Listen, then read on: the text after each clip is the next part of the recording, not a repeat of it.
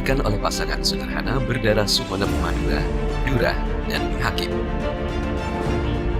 Pria kelahiran Situbondo, Jawa Timur pada 22 Mei 66 tahun yang lalu ini sebelum menjabat sebagai Hakim Agung, aktif sebagai advokat dan dosen tetap di Fakultas Hukum Universitas Islam Indonesia UII Yogyakarta. Beberapa kasus penting pernah ia tangani saat ia menjadi advokat.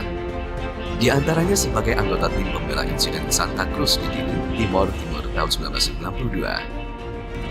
Selain pernah menjabat sebagai Direktur LBH Yogyakarta periode tahun 1983 hingga 1989, Artijo juga pernah bekerja di Human Rights Watch Divisi Asia di New York selama 2 tahun. Artijo juga menjadi ketua tim pembela untuk gugatan terhadap Kapolri untuk kasus pelarungan darah wartawan harian Bernas, Fuad M. Syafruddin. Di tahun 2000, Artijo mendirikan kantor pengacara yang ia namakan Artijo Alkostar and Associates. Meski di tahun yang sama, alumnus Fakultas Hukum Universitas Islam Indonesia Angkatan 1976 ini harus menutup kantor hukumnya karena ia terpilih sebagai Hakim Agung.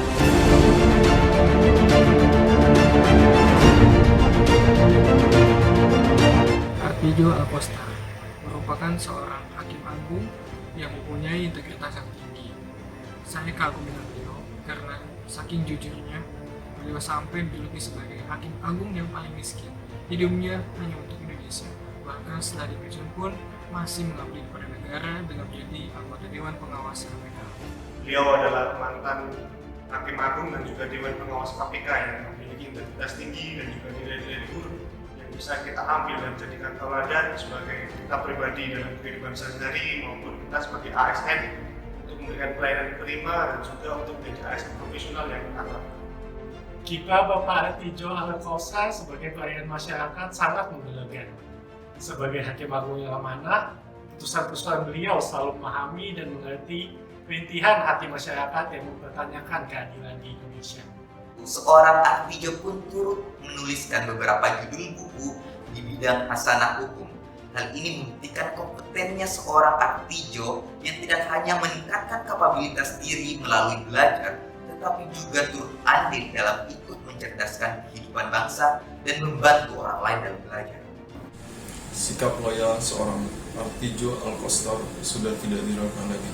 Selama karirnya di Mahkamah Agung, Artijo Alkostar merupakan sosok yang tekun, baik, dan jujur dalam melaksanakan amanah.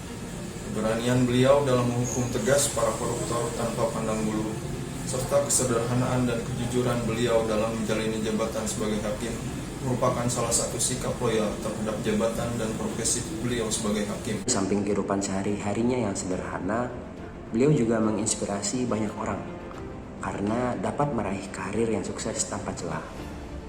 Selain itu, beliau juga memiliki pengaruh yang baik, pengaruh yang positif untuk lingkungannya. Dibuktikan dengan seluruh keluarganya yang satupun tidak ada yang mau menerima suapan dari pihak manapun, karena itu demi loyalitas beliau kepada bangsa dan negara. Kejujurannya dapat kita lihat semasa karirnya menjabat sebagai Hakim Agung. Banyak yang ingin menyuapnya agar dijatuhi hukuman ringan, namun ia menolaknya dan tidak terpengaruh. Karena menurutnya, kejujuran itu tidak bisa diajarkan, tapi bisa dihidupkan. Bapak Artijo Alkostar adalah contoh pejabat yang sangat sederhana. Beliau tidak pernah memanfaatkan jabatan atau jasanya kepada negeri ini untuk meminta sesuatu. Dan beliau juga sangat bertanggung jawab terhadap tugas yang diemban. Itu merupakan contoh dari ASN dengan nilai berakhlak. Beliau adalah orang yang sangat sederhana dari segi penampilan, dari segi kehidupannya. Bukan itu, walaupun ia sederhana, ia dijuluki dengan algojonya para koruptor. Menurut saya, Artijo Alkostar merupakan sosok individu yang berprinsip kuat. Sebagaimana halnya beliau memandang korupsi, bahwa korupsi ibarat kanker yang menggerogoti tubuh negara dan harus segera disingkirkan agar tujuan negara menjadi cerah dan tercapai. Untuk itu tidak ada kata takut dalam kamus penegakan keadilan di Indonesia, karena keadilan memang harus ditegakkan. Merdeka!